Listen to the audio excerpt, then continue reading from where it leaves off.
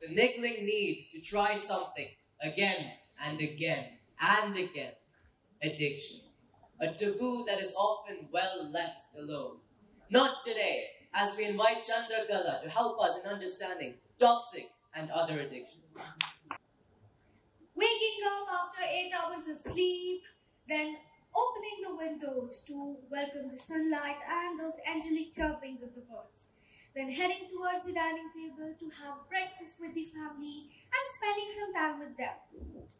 However, the times have changed now. Now we live in the 2023, the year where our mornings start and we go to the bed. Now we do open the windows, but on our laptops. The dinner is lunch, and lunch is just a Starbucks coffee, right? Well, these are nothing but our habits that have upgraded now, and probably we are more comfortable spending time with Netflix than with our families, right? Hello everyone, this is Chandrakala, and today I'm here to talk about how we get into a chain of so-called habits that become an addiction in no time. So what comes to your mind when you hear the word addiction? It may be something like drugs, cigarettes, alcohol, right? But apart from these, there are some daily poisons that are also a part of this family. These are something like phones or laptops. So I want to ask you all something. What do you guys do right after when you wake up? Anyone? Yeah, anyone else? Right, so according to me, you, and some studies, we all, like most of us, look for our phones or our laptops, right? And before we go to bed, probably we do some online shopping, right? And in case of teens, video games are the best way to unwind after a tiring day. And all of these habits can lead to mental health issues like anxiety, stress, low emotional stability, and even depression. So why screens or why intoxications? Why? Because every time you use your phone, every time you receive a notification, you feel happy, right? And that's because the dopamine is released every single time you do this. And when you are not around your phone, or when you don't see your friends' texts, you feel very irritated. When you realize that you're out of your battery, you feel very annoyed. And that's because then that dopamine is not released. Look how much your body is dependent on an object. Imagine screens being the only reason for your happiness. You just can't get enough of these, right? But today, we are not here to talk about these addictions. These are very apparent. We are all very aware of these, right? There is something else that I have noticed lately, and it is maintaining a certain image in the society. Caring about you, why you have a perfect lifestyle or a personality. This is what we care about, right? Now you all will be like, wait, what is this 15-year-old talking about, huh? Okay, let me elaborate. It means people being addicted to showing their lives to people, like the car they drive, or the types of relationships they are in, or the Gucci bag that they carry. So we are obsessed with these addictions. This is an addiction, right? Why do we do this? Why? Because we have a fear of imperfection. We are so scared of being judged, of being watched by the people. We are afraid of these perfect, what do we say, expectations of the society, from the society, right? And there's one thing, when you care a lot about perfectionism, I must say that our aspirations of perfectionism are rising as society is changing. As a change in society leads to a change sense of personal identity, that is, differences in a way in which individuals interact. Now, we talked about perfect. What is perfectionism? What is the definition of perfect according to you? I'll tell you. All of these incredible people like Mukesh Ambani or Ratan Tata, Steve Jobs, these all are very successful in their lives. They have everything that they want. But does that mean that they are perfect? No. Right? Because, look, the is that we all are chasing something that we don't even know. That's the problem. Now we care about the society a lot. Society. What is this society? I'll tell you, I am society. You all are society. We make this society. Am I perfect? No. Are you all perfect? None of us are perfect, right? Then what is this perfect society? It doesn't exist.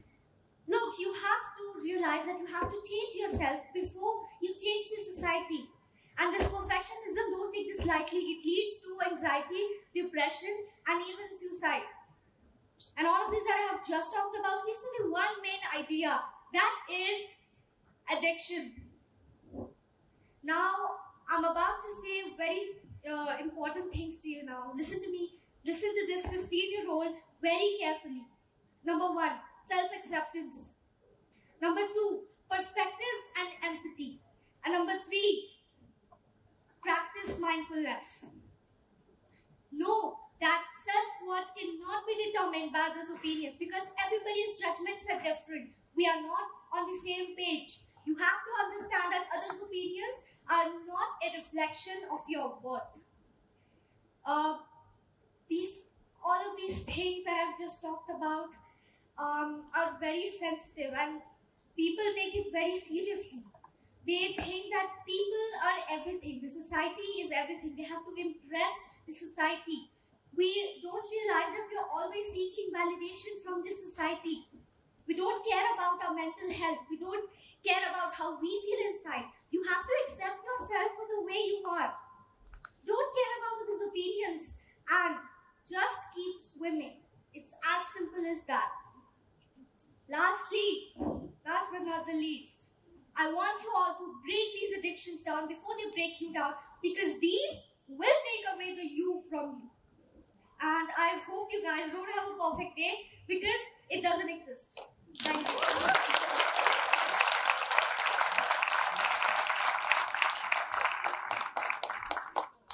Habits that become addictions. So are we all not addicted? Yes, we are. Instead of looking at our youth, I think we have to look at breaking those chains, which are weak links and we can break. And that was Chandrakala for us talking about those addictions and the importance of breaking those addictions, the small ones and the big ones. Any questions, anyone? Yes, sir? Again, a very brave topic and quite an informative one.